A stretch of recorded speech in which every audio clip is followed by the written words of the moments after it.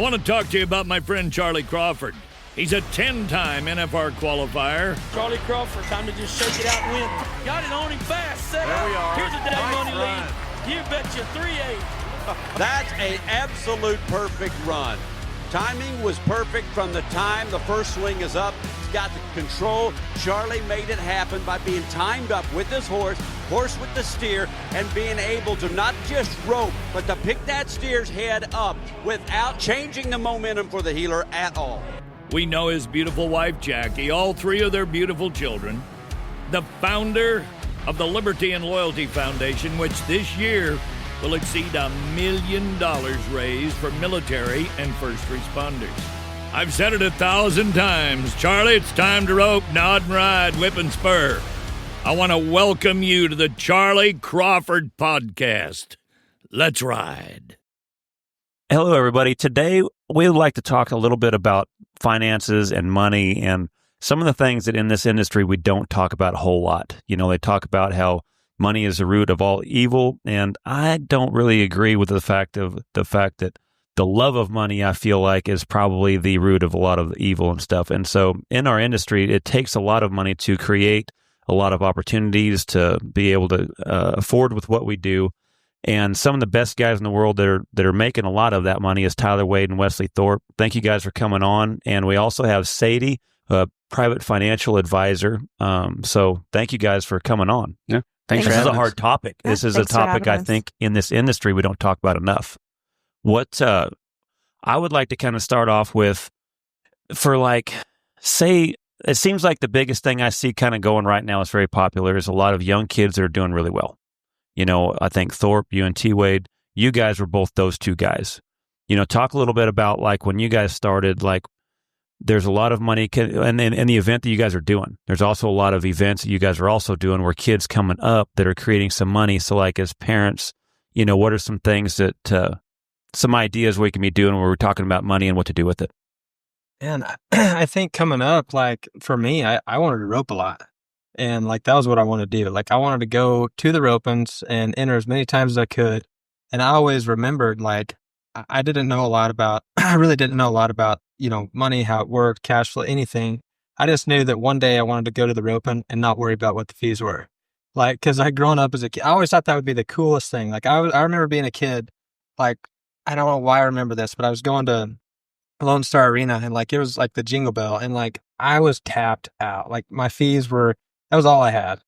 And I was pretty young and I'm like, man, one day I want to be able to enter the BFI and just not even care, like whatever the fees were. And so I don't know, I guess that was the way I registered and viewed money at a young age, but it wasn't until older where I started paying attention. Like I had a class in high school that I just was glued to and was big for me, where I actually started trying to figure out how it worked. And like it, you know, there's no shortcuts per se, but it's just discipline and how to stick to it. And like, I don't know, I just always was fascinated because like, it was never a big deal for me to have a lot of money in terms of like being, you know, showboat or to do, you know, buy big things or anything like that. But to me, it was like freedom. Like, what can it buy you? What kind of life can it get you? And where can you go with it? So like, that was attractive to me. And then when I kind of broke through that barrier of like, cause it is money is viewed at a young, sometimes to people as like, oh, that's just for people that want to show off and want to do these things. And you hear some of that growing up, but really at the end of the day, it buys you freedom and opportunities and so many things that you can do with it for a good reason. So to me, when I kind of broke that mental barrier of what it's for, like that helped me think, hey, this could be a great thing, and wanted to make me study it and appreciate it and understand how that does provide freedom and let me do what I want to do one day. And so I started trying to make small steps of learning and you know, self-development of what it takes for me to get there. And that's, I've just tried to consistently take small steps of learning. Tyler, where are you at? Because I know like for you reminded me of, you know, the fight to get there, you know, when you guys first started, when you got out there, you know, there was a fight to be able to get out there. And then now that you're here, that fight is now paying off. Now you guys are one of the top teams in the world. You're one of the top headers in the world. We're one of the top money earners going. So when you look back now of like where you were at in your career, you know, how hard do you feel like it would have been to even almost be able to invest? I don't think it would have been impossible, honestly, just starting out with the way things cost and all that. But what I always tried to do to not put pressure on myself to have to catch the steer was I would work all week and make enough money to go on the weekends. So every time I won, it was almost a bonus. You know what I mean? Like, say my fees were $1,200, I would work doing whatever it took to get $1,200 to rope. And then if I lost and worked again. Or if I won $6,000, I had $6,000 to make another decision with. And then, but that Monday morning come around, we're still working again for next week. So I never was one of those that, oh, we're winning, I'll lay low this week. It was like, you're never kind of complacent. Got it. And I think that helped me stay afloat. And then when I got married, it changed again because I had to support someone else. So then I was fortunate enough to have a wife that worked too. And she covered all of our bills. So like whatever she made is what kept us afloat. And then whatever I made was a bonus that we could actually do something with, whether it was buy another horse or a better trailer or whatever that was. So when she did that, it kind of took the pressure off me to have to win or go home. I just kind of had to, work hard enough to stay afloat. But there was something a guy told me, I don't know, I can't tell you years ago, but he said the only benefit you have to doing this over most people with normal average jobs is we got an opportunity for big hits. Mm-hmm. 50 grand at one time. Now let's make a decision, do something with it. Say you make 100 grand a year, it's a great job. There's nothing wrong with that at all. But like if you get it 1,200 at a time, it just doesn't ever seem to get anywhere. Right. So that's what he said. He said, use those big hits properly. And that's what we've always tried to do. Not be complacent and quit working because we did have a big hit, The Charly Crawford Podcast is proud to partner with NRS. Don't forget to shop this destination for all things Western. NRS has everything you need from boots, hats, apparel, bits and spurs, saddles, ropes, feed, and more. Visit their flagship store in Decatur, Texas, as well as other locations in Granbury, Texas, and Wickenburg, Arizona. From your hat to your boots and everything in between, shop NRS in-store or online at nrsworld.com. Yeah, that's a great strategy. For me, mine was, I shot horses, rode horses. When I would win, great. Then I would buy a truck. Then if I won like that big hit, that was my first truck. Then after that, it was a trailer. Then finally made my first NFR, that 33 grand. I found 10 acres for 3,300 an acre, and I just had just enough money. Bought land, boom, now I got land. Well, then the cycle I never got ahead though. I was always scraping, and I guess that's a little bit of kind of the hustle, a little bit of the industry. But like to me, I was always striving for assets, So then one day, okay, now when I get ahead enough, now I can start investing. But as that kind of says is, man, if that's kind of your outlook, man, you better not get hurt.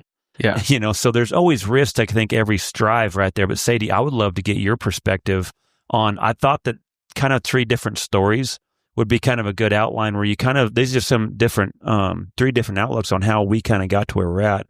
And you're also familiar with the industry as well. So love to hear your background and then kind of what your thoughts are on some of these strategies. I 3 different stories, 3 different threads, but the common thread is hard work and staying disciplined. And really, like what I do is not that hard. And what my clients get good at doing is not that hard. But the common word that you're going to hear me say is just discipline and having a course and having a plan of action and keeping at it, right? And I think it starts when kiddos are young. And in this industry, there's a lot more on the table at a younger age than there ever has been before. There wasn't when I was rodeoing. And knowing your child and having open communication and understanding their money mindset is just so vital and so important. And I think being honest with yourself of your real situation, black and white, it is what it is, but taking a gratitude approach of being thankful and having gratitude of where you are and making the best of it. Like if you start out with a $10,000 horse, like make the most out of that $10,000 horse, serve him well, serve yourself well, go as much as you can, but don't do it so hard that you live without and stay within your means. And I think if you can do that with a grateful mindset, you can raise a good kid who's always thankful and hustling and working hard to get to the next step. And that promotes self-discipline within them and instills that value. So when they get to be these guys one day, like it's already there. Like I'm not having to teach these 2, right? They've already got it. So now we're miles ahead of the guy I'm having to teach self-discipline and values to, as far as, money values, financial literacy values. And I think that's really important. I've got 3 kids. And my daughter, if you give her $1, like, sister's already spent it. Like, I gotta pull the reins back on her a bit and really talk her through it. And then my son is tight as tight can be, and he doesn't want to pay for anything. And so those are 2 different conversations, right? I'm really teaching her the value of that dollar and how far it can go for you and how quickly it can leave you. And with him, it's about self-reward and giving yourself a reward when you've worked hard and you've earned some money and making a decision of how it serves you well, right? And I think in this industry, it's being transparent with the kid of how much it costs, right? And what it really means to be on certain stages that the youth have now, and then how to take advantage when they do win. But, I rodeoed young, and then I quickly quit when I was a senior in high school, or after my senior year, because when I'm 34 years old and it just didn't pencil out. And, my dad would have given me the opportunity. He always put us on nice horses and put us with the right folks. But I'm very much a black and white numbers girl, and it didn't make sense back then. Like, now you can make it make sense, if you do it the right way. But you've got to start those conversations early on. And I think it's vital to be transparent. And, now, the beauty of technology and social media and cell phones, like, the information is readily available. You can train yourself, at any age. There's what we're doing right here, podcasts, books, everything is available. So now it's just up to you. And, working with someone is all about having a full holistic plan. And I always like to say 3 different prong approach, 3 different buckets. We'll use buckets, rodeo folks. You've got to have your right now, your operating bucket. You've got to have your almost like emergency fund, rainy day fund bucket. And then you kind of start to think long term, right? Like, what's going to take care of these guys? Like, my goal for them is when they decide to quit, like, they can just quit. Like, oh, we're done. The kids are done. We're done. We're going home. Like, we've got other things going. We don't have to swing a rope to make money.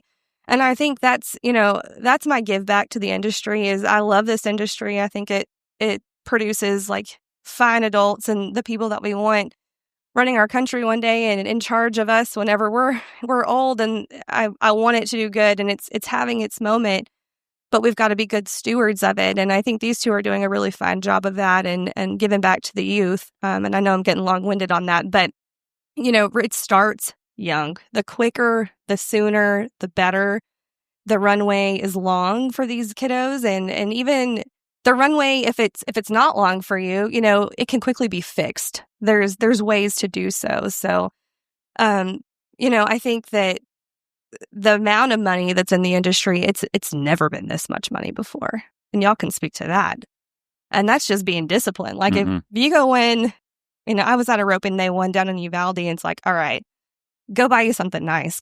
Or let's put it up and like make something off of that, right? So staying disciplined and staying the course. Well, I think for our industry, and you guys can jump in here at any time, I'm a little bit older, so I've seen a lot of it, but I'm sure you guys, you've seen it also as well. But, it was the motto of what makes this industry great is because there's such hardworking people in here. The ranch and farming community, cowboys, it's everything's done with your 2 hands.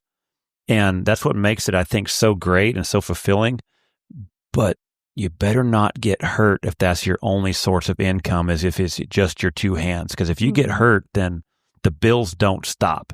So I think the fact that a guy can get started and that's how you make your money is with those 2 hands. But how is a guy able to start using your mind? Because if it's just using your 2 hands, one day a guy wakes up 50, 60, 70 years old and nothing is long term that was able to put your money in a certain time to where, okay, I think I've had enough. My body's not holding up.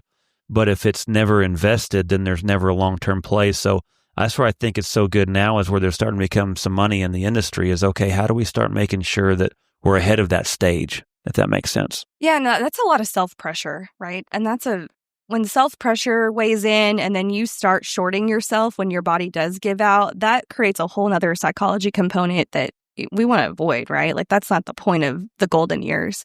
So really, my big push there is just the earlier you can start, the better. And the more discipline is a common thread, right? Like, discipline is not fun. Discipline is boring. Hard work is boring. developing a skill set is boring. It's not always fun and fascinating. And if you can get behind that and really study it and work with someone who can help you in your financial situation and look at your big picture, and, if there's a pile of debt, like, let's figure out a way to get out of it. If we've got some money to play with, let's figure out how to make it work for you while you're out working right now, so you don't have to work forever. You talk about, some of the things between the ways you can invest money. It's kind of a full-time job. I mean, if not even more than that, correct? So to keep your head in the game, unless you're on the road driving and following Nancy Pelosi's investments, you're going to have to kind of like almost trust someone that's in the game, correct? In order to make sure that when you guys are off on the road, here's what I'm going to invest in. I want to make sure this attack dog is rolling nonstop. Well, that's why Sadie picked Wesley and I, is because I was more like, how can I make money? And Wesley was like, what am I going to do with all my money? You know what I mean? I just tell people while we're sleeping. Sadie's not. Yeah. Quite literally. Everybody said your money's supposed to work for you while you sleep. So we're going to help get Wade out of debt. We're going to do something with all of Wesley's millions. I just want to take more naps. And how do I sleep more, Yeah. Honestly, Charlie, like, there's the DIYers, you hear of the guys, and it's all over social media. It makes me want to barf from time to time. It's like, follow this guy and place these straight. Like, yeah, you got to be careful with the frauds. Yeah, like, that's not all real, and it's not a get rich quick, scheme. If it doesn't smell good, doesn't look good, like, it ain't good. And so my motto on that is, work with someone. Like, it doesn't have to be me. Work with somebody. I happen to care about this industry and I really want to see good things for it. But work with someone who can help you and who does do this for a living, that's their true career and passion. And, I don't like to call it work, because if I did, I would say I work all the time, because I love what I do and I love making a difference, and it's relationship based, and, you get to know your clients and your people on a level that's just very intimate, and you're a big instrumental piece of their life and their kids' lives. And it's not a one-hit wonder type, scenario. And the beauty of that is that's a legacy, right? Like, that's building a legacy. That's not just getting rich. They're making some money. That's developing, like, taking your morals, your values, your goals, and what you've worked hard for, and instilling it in your family, and then knowing that the money is just the tool, right? I love money. Money can do some great things, but what I love more than money is seeing a family get to live their life differently because they're financially savvy and making smart decisions. Yeah. I think that's where Wesley, Sadie, and I have kind of come together with some common ground, aside from finances, is we really want to grow the sport. And that's why we started the junior rope. And just in general, we want to grow the entire sport.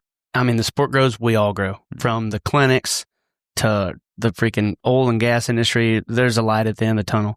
And Sadie wants to do the same. She's seen both sides of it. She's seen the farmers and ranchers and wealthy businessmen, and she's trying to find that common ground for them too, where we can all get on that same page and not only grow with the numbers, but the finances as well.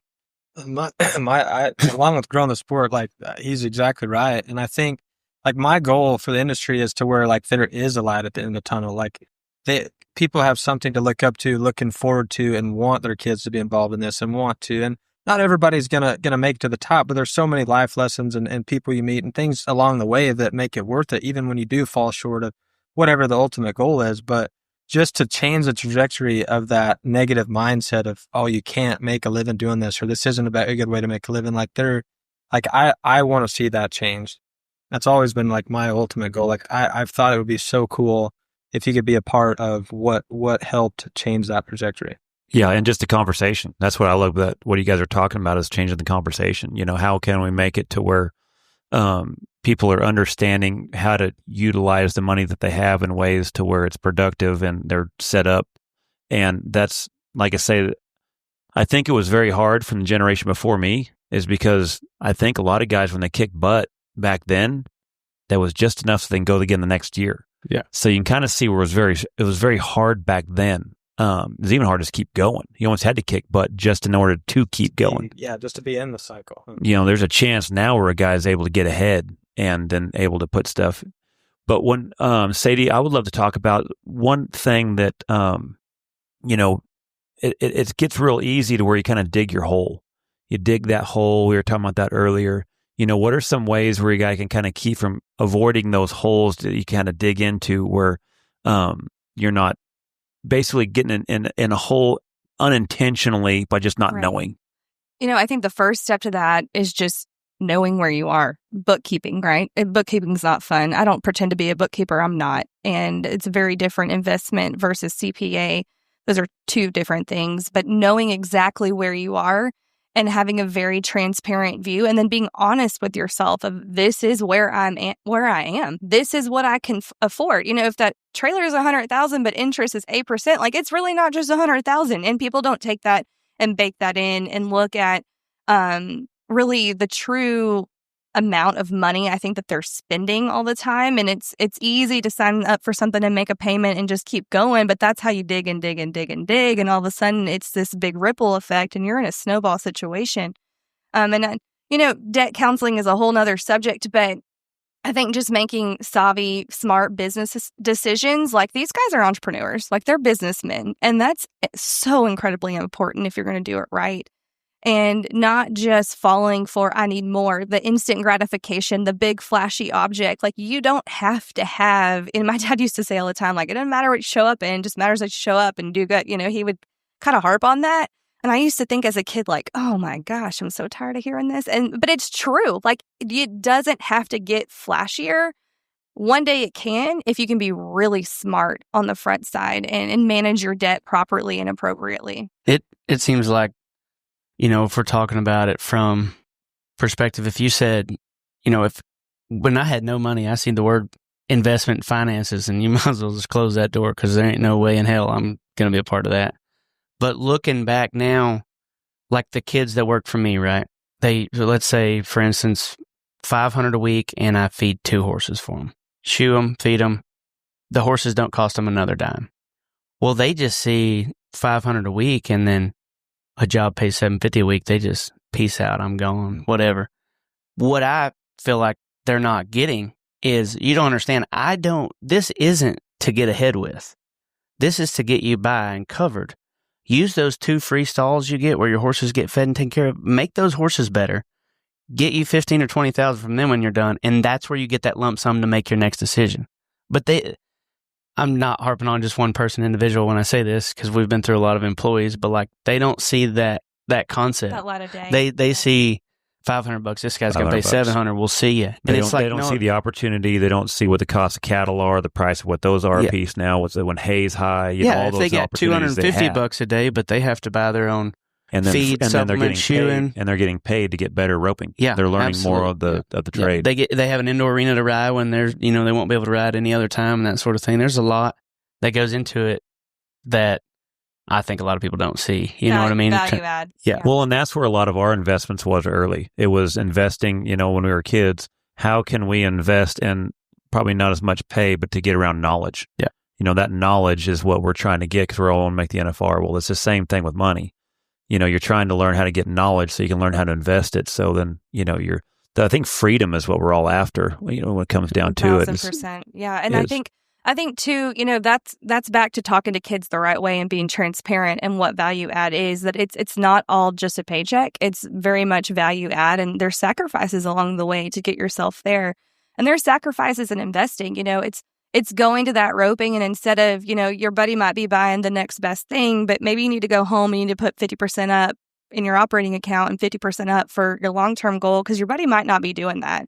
And guess what? If he breaks his wrist tomorrow, like, he's in a worse situation than you. Mm-hmm. And, there's so many scenarios we could run, but being disciplined and having a plan is just the biggest, front P. Like, that's step A, like first step is knowing what your plan is. And I know people have got to be gritty in the front. Like, I understand. I've got kids now and they're in 900 things and it's expensive. And, it's being gritty, and then it's also deciding what's worth it and what's not. You don't have to go to all of it. You don't have to do it all. There was one guy I was listening to on a podcast, and he was talking about, just say for simple numbers, your young kid, maybe, like my little boy's 8. So say you made $10 cleaning a stall, and it talked about how you can help that kid, what you would do with that $10. And if you took $6 and put it in a savings account or an investment or, a Roth IRA, whatever it is, you decide how you want to invest it. Right. You step that away. That's the $6.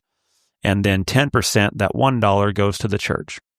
And then another 10% you can save up. Maybe he's wanting to help somebody out in school. Maybe he wants to go buy somebody lunch. Maybe he wants to, he sees somebody that he wants to help, along the way, whatever it is. And then you're left with the 20% at the end, which is basically your $2. And then from then, with the $2, do whatever you want. If you want to buy the new, that ain't much now, so you're going to have to probably clean more stalls. But you can tell where the investment's building up, and then the give back and the gratitude, but then doing something for somebody else. Like, I love that he put that part in there. Mm-hmm. That was a big part of, where you're being gracious and humble, but you're also being, you're giving back as well, not only the church, but then also to people. Because people's a big part, I think, too, of investing is, Wesley, you're always talking about too, is networking. Networking so big with, who you're surrounding yourself with, where the conversation's going, what are you talking about? And, I think it's a big part to include that. But then, all right, well, if the new, transformer's $40, well, instead of just cleaning 4 stalls, clean more stalls, but then look what you're setting up later as well. So yeah. It was an interesting perspective. I love that example. Something that I ask people often is, if I gave you $1, would you keep it, save it, or would you give it away? And what's your initial knee-jerk reaction? Like, that's what I want to see, because whatever that is, we got to work on the other too, because that's your initial reaction. But that's so important to instill in kids and in adults. Like, if you're not doing it, it's not too late to ever start doing that. It's not too late to start thinking that way and changing your mindset. It's doable. I've seen people do it. And I think that, the part that gets lost is the giving it away. It's really hard to give it away sometimes. But that's what makes this industry better. And that's what I've seen, everyone kind of corral around the youth. And I love what they're doing with the youth roping. Like, that's our future. And we've got to help them. And now the conversation is the most relevant it's ever been. I thought one of the best books, we talked about Thorp one time, was the book with Rich Dad, Poor Dad. Mm-hmm. And one of my favorite things that really stood out to me was the one dad, when he's talking about buying a bike, and he says, yeah, we can't afford that. So it instantly shuts off any creativity. Mm-hmm. And then the other dad says, all right, new bike. It's interesting. How do you think you'd be able to afford that? And then his mind started thinking. He started really getting outside the box on ways that, so it, even this, it's a mindset. There's so much of a mindset when it comes to, what you're going to do with it, how you're going to make it, and then how you're going to be able to make more while you're sleeping. Rather than a world we live in today is all at the fingertips, as far as in a good way and a bad way. Like, there's so many things that can suck your energy and your time and your money that you don't even realize what you're doing. Like, it's just, there's so many, it's hard to be disciplined, like Sadie's talking about sometimes, but if you can, it pays off. There's always that comparison factor, like you're always in that instant gratification of doing it now or wanting that now or wanting that. But if you can have it later if you'll stick to the steps now to get there. And like, that's hard because we live in such a comparable, with social media and this, this guy got the new boat or the new car, the new horse, the new rig, whatever it is. Like, you're always trying for that. And if you get sucked into that, you're always going to live in the rat race forever. And it's like, you can't get out of that. And that's that gratitude mindset that I was talking about earlier, is just being content with where you are and making it the best that it can be. My daughter golfs, and she wanted to get back in with a golf coach. And I told her, I was like, okay, if for 3 weeks you go outside every day and you hit 50 golf balls every day, like, I'll match your effort and I'll get you a golf coach and we'll get back into golfing again. I thought, oh, this isn't going to last. We're not going to make it 3 weeks. And sure enough, like, she got out there every day, like, okay, like, I'm going to match your effort and I'll take you to a golf coach, and I can get behind that, but not just giving it, I think is huge. I know a pretty wealthy family in East Texas, and the kid called me. He was 15. He said, hey, I want to try your hill horse. And I wanted $40,000 for him. And I was like, yeah, we'll try him. So I go over there, and his dad's like, yeah, he's buying him with his own money. And I'm like, whatever, 15 years old, like trust fund or whatever. I'm like, oh yeah, he's buying him. He's like, yeah, he's paying for him. I was like, well, how? And he tells me, he said, man, I gave him $30 an hour to work on the house. He said he feeds his horses himself. None of that counts, stalls, none of that. He said, but he mows my pastures, feeds my cows, mows the lawn, weed eats. He does all that, keeps up with the hours, $30 an hour. And he said, He's been working for 2 years to get this 40,000. He said he's going to be the pickiest person in the world when it comes to buying this horse. Interesting perspective. And he's like, his mom was going to make me give it to him either way. He said, at least I made him earn it. And you talking about that kid took care of that horse like no other kid's going to take care of a $40,000 heel horse. You know, they mostly just, whatever. They don't grasp the concept of what it was. Mm-hmm. And I thought that was an example that maybe I would want to do for my kid one day. Like, instead of just straight up give it to him, like, he knew the value at $30 an hour, still a lot of money. Still a lot of money. But it takes a long time to get 40 grand too for a horse. Yeah, exactly right. I love that. Well, one of the things that I've seen a lot of times too is where the parents live through the kids. And so I think that's one of the hardest things is then it's almost like the parents want it more for the kids. And then is the kid really in? You really see it at the clinics too. Yeah. Is the kid really want to do it or does the parents want to do it? And I'm okay with, I think the parents like, you know, there's times where like for me, like Creed, I don't care if he ever competes, but he's going to rope. He's going to rope because it's something we do as a family. So I don't care if he competes, and I'm not worried about that, but I want him to at least be involved with what we're doing.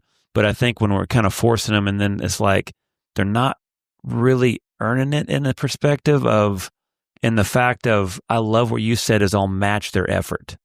Like to me, that just changes the whole thought process where like, okay, I'm in if you're in.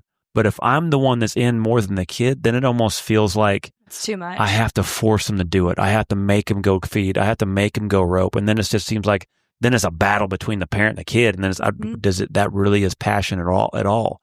And I really feel like, man, once a guy finds that passion, then okay, I'll match your effort. I love that saying because to me, then that's going to pull the inspiration. That's going to pull the creativity, you know, and that work and that drive and that love of the sport. And let me tell you, like it translates. Like think of dollars as a percentage. I don't care if it's the 40,000 or the 40 million, like that carries with you. That is literally in your veins if you learn it at a young age. Well, think of the confidence that kid got. Oh my gosh, I bought my own horse by busting my ass. There's confidence that's coming with that. And you know what that kid did? He quit roping at 18 and got a job. Because he was smart with his money. You realize, I could have bought cooler stuff than this. Now he's got more money than all of us. Now he's looking for horses for 60. That's funny. Well, one of the things, too, is we got a lot of listeners on here, too, that not only have kids and they're raising kids and then, you know, the guys that are out here trying to make it and think long term, but what about the World Series guys? What about the guys that have jobs that go to the BFIs?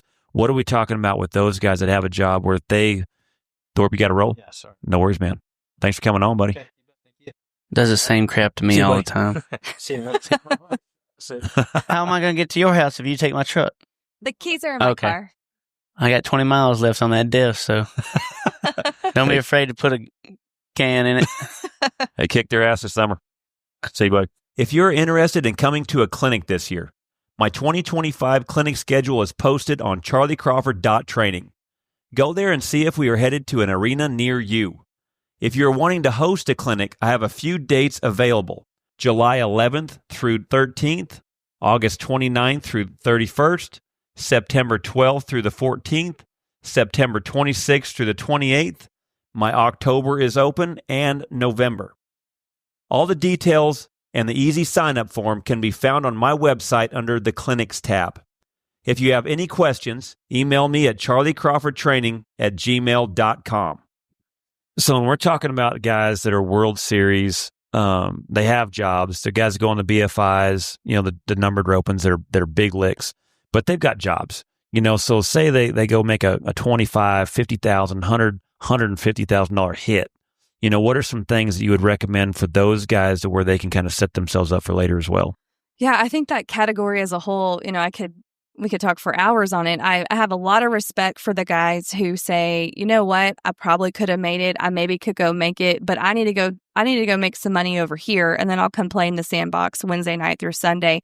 And they're really disciplined about it, and they know what it takes to keep up with their lifestyle. I've got a lot of respect for that. But I think, you know, it's the same message, right? It's staying the course and being disciplined and saying, yeah, I just won $100K, and I might need to go buy myself another horse that's a profit unit, and that I might have to spend 30, 40, 50,000. And then the rest of it, I'm either going to go tackle some debt or I'm going to invest it because I'm not going to do this forever. Like, let's go make some more money with that money. That's just an initial investment.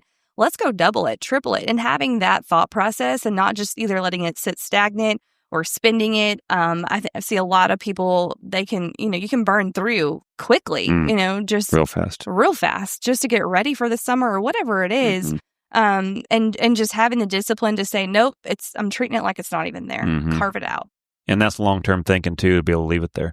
And then I think another thing is too, is if understanding, I feel like if a guy was real with himself, do I feel like I understand the money? Because if my first initiation is to spend it, then it's probably not getting saved.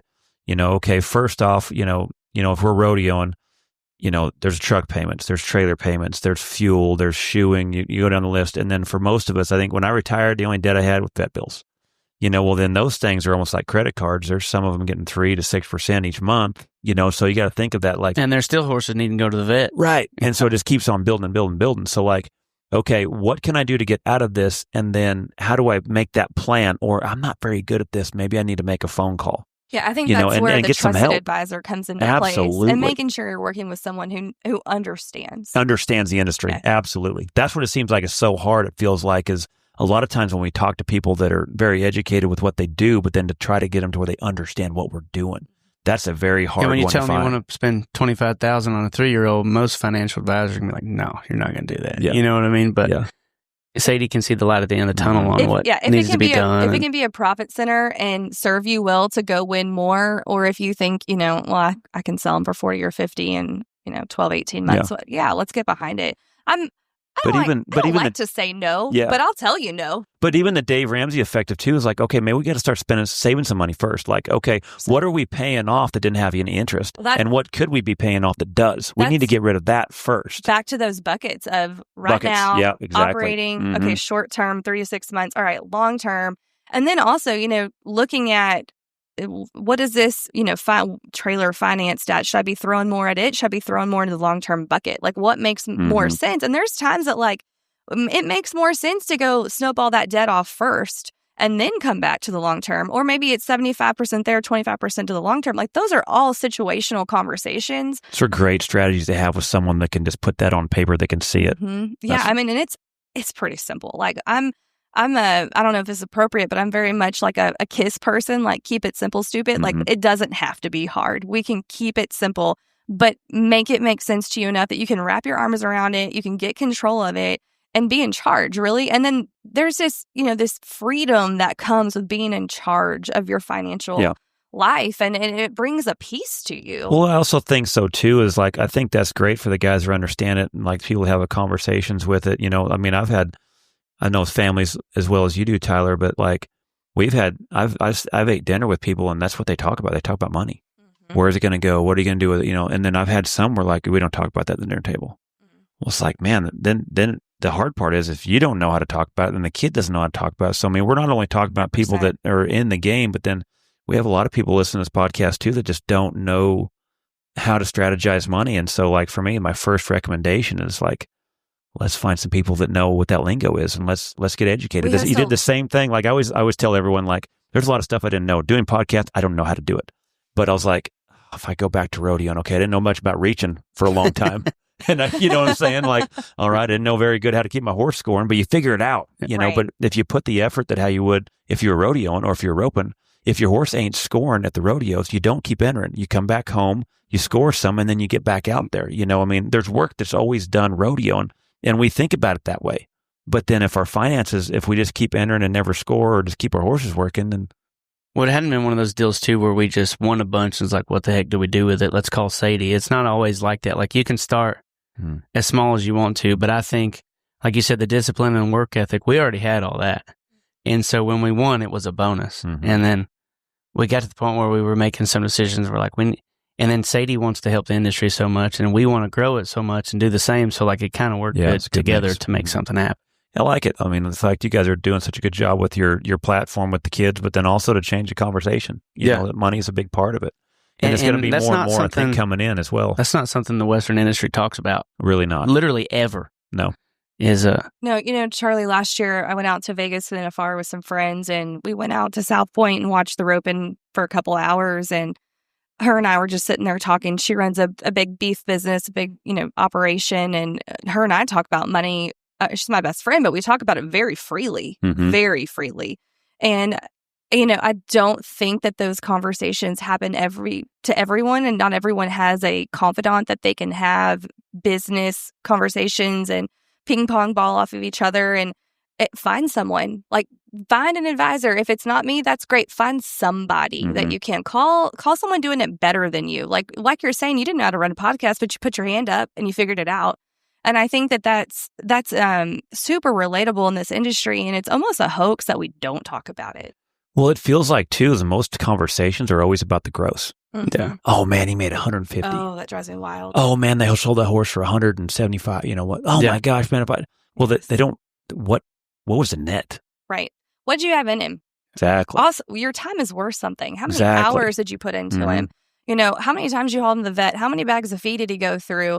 How long has he been on your books? Like, that's the time value of money is important to have that as an equation and piece of the pie. And a lot of people don't think about that. I'm very fascinated. I don't know anything about this, but this whole futurity world, it's on my social media feed. So I see it and they're flashy and they're pretty. And, I'm like, oh, this is fun. Like, I could get behind this. And then I was casually talking to Tyler about it, and I started running numbers, and I was like, I don't know how this makes sense, but I don't know enough about it. I'm sure someone has got it figured out. But don't just go jump into things with 2 feet, not having it figured out. And then look at each one of those units as a profit center, profit loss center. Like, what you've got to know exactly what's in that horse. And yeah, maybe you sell them for 50, 75, but did you have 65 in him? You really only made 10. Was that worth your time? Well, and the risk and reward. There's a pretty high reward if you knock the home run out of a really good horse. Yeah. And it's slim, but the risk is high, because I've had some horses worth a lot of money, and when I got back from the vet check and it was something that I had no idea of, something that was like, yeah, he went from a $100,000 horse to a $20,000 horse. Holy crap, I spent this long on him. And like, that's when I kind of started realizing, okay, that almost needs, for me and my line of work, like, that needs to be a hobby. Yeah. That needs to be something I'm okay with. So if I hit it just right, okay, I can invest with that money with that horse. If it doesn't, I'm not dead. So like, for me, it was a matter of like, it took me, when I retired, probably 3 years before I started kind of piddling around, see what hit, see what didn't, see where the risk was, see where it wasn't, to where, that in 5 years where I'm at now is like, it almost takes that. But I was also around guys that, one of my good friends, Troy Applegate, works for JP Morgan. He was helping me a lot. One of my good friends, Garrett Jess, he's in the real estate game. He's he's always in the money market thing. And so, like, that's where the conversation was when I was like brainstorming and think of this and that. Like, we just, basically, it wasn't like a dry eraser board, but it was pretty similar. Just a lot of conversations. You've got a ping pong ball off of other people. And I mean, that's, I always say my phone is always on. I don't care what time of the day it is. I'll get back to you. We can talk through it, client or not. Let me help you, give you at least my opinion, idea, and what I think is financially savvy in the situation. But, that kind of goes back to on the horse situation of just having clean books and knowing exactly what you have in all of them and staying on top of it. And everybody's different too. Like, you wouldn't believe it after watching me rope probably, but like, I'm like zero risk when it comes to money. Like, I don't like to. Well, you risk enough. I risk enough. I don't want to risk anymore. Like, I don't want to buy a horse for 60 hoping to get 100 for him. You know what I mean? Like, when I buy horses at this point, for me, I buy them to make 5,000, lose 5,000, break even. I find the horse for me. Maybe I don't have too much money in him. And like, I don't really like selling horses that much, just because, no matter how good you think they are, somebody might not always thought that. But that's why I usually stick with just solid plans that I know work and go from there. And Wesley, he not horse-wise, but he's willing to risk a little more for a bigger reward. And I'm not that way. But it doesn't mean there's not strategies and ways for both of us. You know what I mean? Right.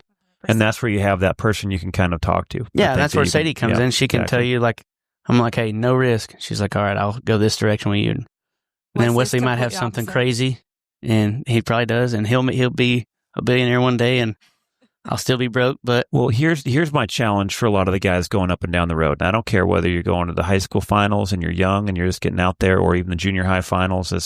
These are plenty of driving hours. And don't even get me started. I know how much time a guy has if he's going to the amateur rodeos and the circuit rodeos or up and down the road full time. There is so much information out there. There is so much driving hours in our industry. There's so much neck down stuff where you're just driving. There's so many things I feel like a guy can get educated. I mean, I think a guy rodeoing full time, if you listen to the right stuff, you could dang near have a degree in it. You know what I mean? Walt Woodard told me one time he was going with a guy. He said, I rode with this guy for 24 hours straight. He said the only person he talked to was his friends. He said he didn't call anybody about any business or anything. Yeah. And Walt's the total opposite, you know what I mean? So it's kind of funny that you can use that time to benefit you and yourself going down the road, kind of making real decisions. Sadie, what are some things you'd recommend? So like, say some audiobooks. My favorite, and I'll just get a kick started. I loved Rich Dad, Poor Dad. Maybe the 4 Quadrants of Money as well. I think also that Robert Kiyosaki had as well. Loved that one. That one was probably, for my opinion, probably the best first one to almost listen to, because it was just so well written to where you can understand at a real easy pace. But like podcasts, books, what are some things you'd recommend for guys out there that got plenty of driving time? Yeah, so there's a book called How to Adult: Personal Finance for the Real World. And I love it because it covers taxes, entities, investing, how to think about money, money markets, from something as small as savings accounts and money markets all the way up. It's kind of like what they should have taught us in school, how to adult. 100%. Yeah. And I think that that's a really good book for... Because taxes is a big part. 100%. For sure. Tax strategies are important, and working with a good CPA is important. I'm not a CPA, don't pretend to be one. And having I think of a toolbox, like your financial toolbox, you need a good CPA in there for you. And just understanding it, at least at the surface level, so you can hold the conversations and ask the questions. And a lot of those conversations we help navigate, but just understanding is huge. So How to Adult is a great one. It's an easy listen. For kids, there's a book called Money Skills for Teens Decoded, and it's kind of fun. It's short. It's easy. You can listen to it. They can read it. It's probably where I need to start. I'll mail it to you. Take a highlighter out. Send me the link. Yeah. Get your kids to get a highlighter out, highlight the important parts.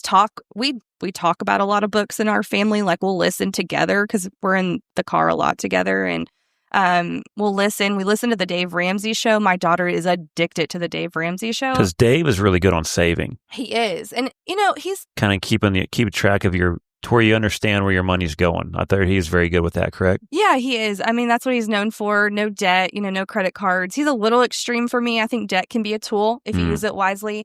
That's where I like Robert Kiyosaki. Yes. The cash flow quadrant, that was the other one other than Rich Dad, Poor Dad that he had that was also really good, where he was able to leverage money, basically. Yeah, and if you can do it wisely and be really disciplined and not let it get out of control, I think that's a beautiful opportunity to take if it's right.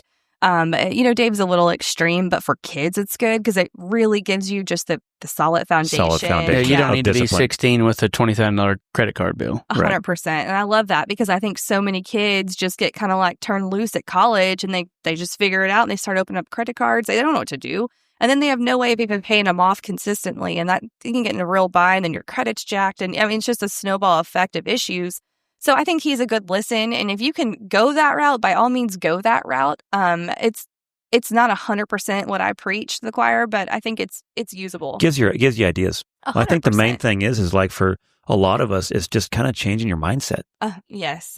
You're trying to think of, oh man, I never even thought about it. Because like I say, one of the biggest things I love was, instead of we can't afford it, how are we going to afford it? Yes. So it changes your mindset. So then when a guy is able to go in front of somebody that's going to help them with their money, your mind's almost kind of already getting out there. You're creating ideas.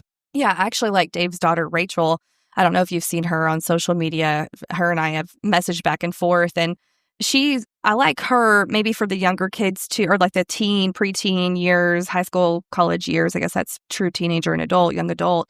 But she's very good about like how to reward yourself and how to he's like, I feel like I'm getting preached at by him. And I feel like she's a little bit more like, okay, yeah, you get it. Now next step, right?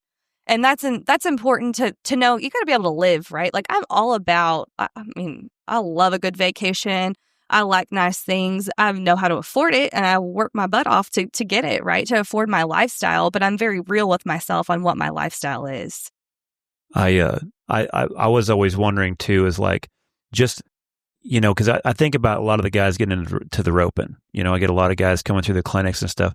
Lingo barrier is probably one of the biggest things that they have. What does the Honda do? What is the spoke? Yeah. row between your hands. What are you talking about turnover? All that stuff. So you're almost kind of decoding a lot of the lingo that goes in with our industry. Is there some books or some ideas or just some things where, for somebody, I think, to go to a financial advisor a little bit, is there some ways where there's some books where they can kind of get to know what a portfolio is, know what your Roth IRA is, compound interest, things like that. A lot of books like that where they can kind of learn a little bit of their lingo. So when they do kind of come talk to you, they kind of at least have an idea. A book that I love and that I've read myself to make sure I can talk about it is Investment for Dummies. Like, that seems so simple, but honestly, it is what it is, right? Yeah. It's just a simple definitional type. It gives some scenarios, very easy read, easy listen. My kids are listening to it. They laugh. Some of the scenarios are funny, right? It will relate to everyday life. And then some get pretty serious towards the end, but it walks you through like, all right, point 1, point 2. And I love that because it doesn't have to be hard. Like, we don't need to make this complicated. It doesn't have to be complicated. No matter if you've got $10,000 or $100 million, like, it does not have to be complicated. Yeah. I like it when you see the guys that work for $15 an hour and they show up at the job with a Starbucks coffee. It's no lie. You had to work 2 hours over that coffee to get started. So Yeah. And like I say, it gets very hard because, like, I've listened to Clinton Anderson's podcast that he's done, and he talked about, there's only so much money you can make with your own two hands. And he's right. There's only so much time in the day you really can get ahead, and it's very hard. So there's times where, like I say, there's so much neck down stuff that a guy could be listening to stuff in this industry to where, how do we make our mind help us make this money to get to where we want to go? So, and working with the right people and making the right moves now, that way when I'm 50, I could be done. Yep. You know what I mean? I'm 32, and like, I'm starting to see what's a decade in look like. And I'm not doing this to quit soon, but I just want to have that financial freedom you're talking about to make a decision. Like, if I want to go buy a $100,000 boat or a lake house, I could do it. Yeah. Well, for me, it's like, if Jackie and I was to both get hurt right now, yeah, exactly. Is my kids going to be taken care of? Is this house going to get repossessed? I put a lot of thought in that myself. That's where I'm at, is because we both work with our hands. So, like, how are we able to make sure that, like, if something was to happen, things are still Jackie okay? actually told me that she'd been roping good enough that y'all have separate accounts to make sure. Well, she has her own keep rodeo her millions account. there, and then you can. Exactly right. Exactly. She got her millions in one spot, and then you could cover the bills for yours. Exactly. But yeah, we do. We have a joint account, but then she has a rodeo account because, in my opinion, that's her business. Oh, I was just joking. Oh, but it is because like those are things you got to have. But like, yeah, she kicks ass at a whole nother level than I do. But for sure, I figured I didn't know if y'all were getting divorced after the American or staying hooked after the $600,000. Yeah. And what's wild is how fast it goes. It does. Holy smokes. Yeah. Yeah, it does. Goes so fast. Today, to make that a serious conversation. Oh, no, we don't want to do that. Family meetings are important. And, and legacy meetings. And that's something I'm really big on. My husband's a farmer and rancher and 6th gen. And it's really important to me that we set these kiddos up for success and that we are really good stewards, because, like, they're not making more land. They're not making more farmers and ranchers. Like, I know that's outside of rodeo, but that's still the Western industry. Still the Western industry, And that's the root of our industry. That's our heritage and our culture. And that's why I'm so passionate about this, Charly, is because I really, at the end of the day, like, I'm west of San Antonio, and we've got developers and Microsoft buying us up left and right. And he's like, Sadie, like, I'm really hardcore about some things. And he's like, we're going to have to make a decision one day. I'm like, yeah, we are. And we're going to stand here on 2 feet. And I'm going to say that I got us here, and we don't have to make that decision. Yeah. And I get really passionate about that because, this is a dying breed, and the Western industry is on fire right now. And if we can bring more families to the table and start having these conversations 100%. and making it comfortable, like we host family meetings, we have legacy planning meetings, and really at the root of it, it's not money, it's values and a moral compass, and the family continuing those, whoever worked hard for it, it's their values being passed on. Well, and I think too, one of the things like T-Way talked about too, is like when she won the 600, like it was interesting because when we talked about it, I was like, okay, what are we going to do with it? And so it was on that line of like, we were talking to a lot of investors, and then it was like, okay, do we want to put it in, in stocks and certain things like that? Or do we want it tangible? Mm-hmm. Right. You know, do we want to have real estate? Do we want to have something we can see, we can touch? You know, that we know that like no matter what, the money's still there. You know, and so can we find a deal where the math works, where you know this is going to be to where it's making money, you know, above what it costs. And so like to me those were kind of it was kind of interesting to be in those situations because you're like, okay, it's here. So now there's a couple different ways we can kind of go. It was cool to kind of, I think we talked to 4 or 5 different financial advisors and just kind of heard how they would talk about what they would do and just kind of get to know them. And, you know, then I think at least you have options. You know, is this where we want to go to where someone else is going to take care of it? Or do we feel like we want to invest in real estate where we manage it ourselves, which is still risk too, because then now it's another job in a way. And so, yeah, it was interesting to kind of see what the different places a guy could go with it, because there's a lot. Mm-hmm. But it's still fun, you know, in the fact of and like Sadie said, none of them are wrong. Mm-hmm. You know what I mean? It's just different. What fits you? Yeah. What different avenues. Well, and a well-balanced portfolio. When I'm talking portfolio, I'm not just talking stocks and bonds. I'm talking money as a whole, net worth as a whole. You know, I'd like to talk in stability. That's like your cash, savings, money market, bonds, growth. That's going to be stocks, ETFs, mutual funds, and then diversifier is your alternative funds, you know, commodities, some hedging, hedge funds can be in there, and then also real estate, right? And it takes all the pieces of the puzzle to have one good grand picture. You need all the different components, and then the percentages float in between, and that's risk tolerance, right? Yeah. And really understanding your risk tolerance, that's a whole meeting within itself. But once we know it, we can work for you like no one else can, because we can manage the whole piece of the pie. Well, and it seems like when that portfolio is really diversified in the correct ways, and it doesn't almost matter even who's president is. No. Because no matter what, somebody's swinging. Right. Mm-hmm. And so with the new administration coming in, you know, there's a lot of big talk about, you know, income tax being abolished, you know, like whether or not that's able to even happen or not. But man, the fact that this guy's trying to get so much more money into this, our country. Yeah, we were actually just in D.C. and met with Congress for a couple of days on a trip that we were on with my husband. And we took my daughter, and it was a great experience. But we talked about estate tax and met with a congressman. And I just straight up asked, like, why are we not eliminating estate tax?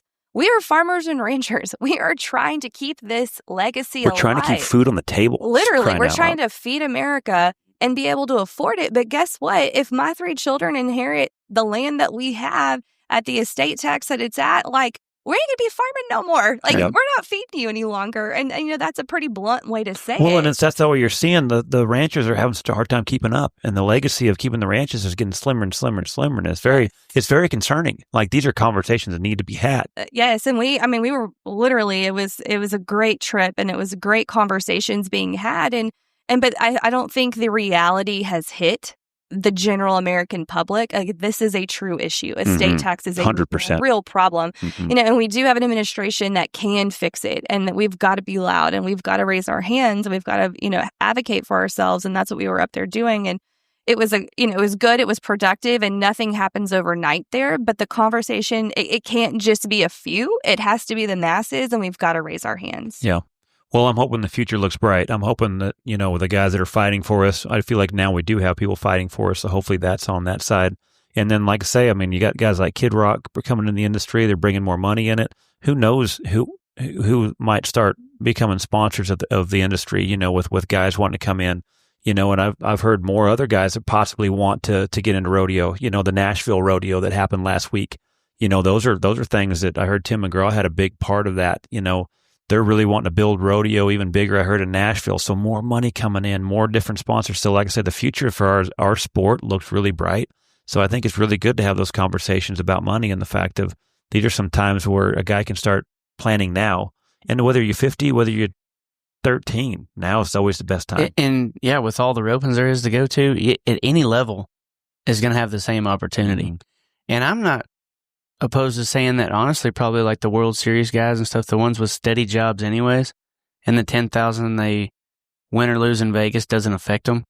They can take that $250,000 they won and actually invest it into changing not only their lives, but their families' lives too. Yeah. You know what I mean? Yeah, because that's what I've heard, that the goal is to be able to pass it to, you know, the next, not only generation, but the generation after that. So create legacy money. Absolutely. That's we'll our give goal. it to these kids $8 an hour at a time. That's right.